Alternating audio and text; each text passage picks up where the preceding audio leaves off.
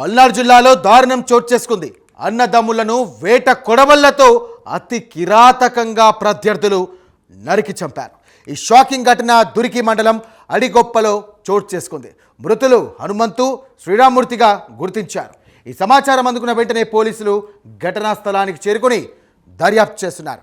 ఇంతకీ పోలీసుల దర్యాప్తులో ఏం తేలింది? అన్నదమ్ములను కిరాతకంగా చంపిందెవరు? అది తెలియాలంటే ఈ స్టోరీ చూడాల్సిందే.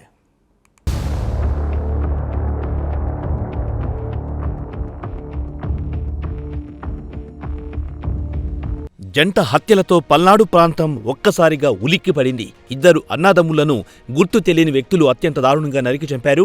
దుర్గి మండలం అడిగొప్పులలో ఈ ఘటన జరిగింది. తమ్ముడు కొత్త హనుమంతు, అన్న కొత్త శ్రీరామూర్తిని డిసెంబర్ 21వ తేదీ అర్ధరాత్రి వేట కొడవలతో దుండగులు హతమార్చారు. హనుమంతును గ్రామ మధ్యలో, శ్రీరామమూర్తిని అమ్మవారి గుడి సమీపంలో అత్యంత కిరాతకంగా చంపేశారు. శ్రీరామమూర్తిని హనుమంతుని నమ్మకంగా తీసుకెళ్ళి అలా చాటున్నా మాట్లాడాలని చెప్పి తీసుకెళ్ళి ఇద్దరిని అమ్మవారి టెంపుల్ దగ్గర శ్రీరామమూర్తిని నరికి చంపారు. ఇక్కడ వడ్డే సెంటర్ దగ్గర ఒకరిని నరికి చంపారు. రెండులు ఉన్న వల్ల ఈ హత్య జరిగింది. అంటే ఎటువంటి లేదు, డైలీ రోజు మాట్లాడుతూ సాయంత్రం 5 కలుస్తారు. చిన్న ఉన్న లోపల చిన్న ఉన్న సభ్యులు మాట్లాడుకొని యథావిధిగా జరిగింది. డైలీ కలుస్తూనే ఉన్నారు. నిన్న చంపి ఉదయం కూడా నరేష్ వాళ్ళందరూ కలిసే ఉన్నారు. కలిసి ఉండి దగ్గర ఉండి మన పలానా చాటు ఇక్కడ ఉన్నాము అని పిలిపించి అన్యాయంగా మా మామధ్య ఇద్దరిని అన్యాయంగా హతమార్చారు.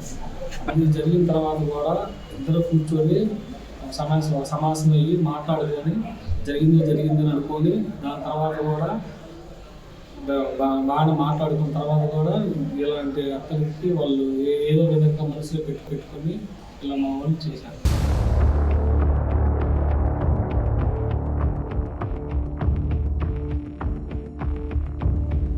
జంట హత్యలతో ఒక్కసారిగా ప్రాంతంలో కలకలం రేగింది. దీంతో అవాంఛనీయ ఘటనలు చోటు చేసుకోకుండా భారీ బందోబస్తు ఏర్పాటు చేసినట్టు తెలుస్తోంది. ఇద్దరు అన్నదమ్ములను అత్యంత దారుణంగా చంపాల్సిన అవసరం ఎవ్వరికుందనే కోణంలో పోలీసులు దర్యాప్తు చేస్తున్నారు.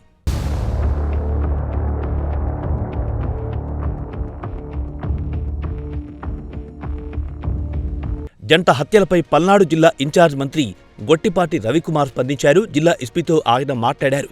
నిందితులు ఎంతటి వారైనా వదిలిపెట్టొద్దని ఆదేశించారు. ఈ తరహా ఘటనలు పునరావృతం కాకుండా పోలీసులు కఠిన చర్యలు తీసుకోవాలన్నారు.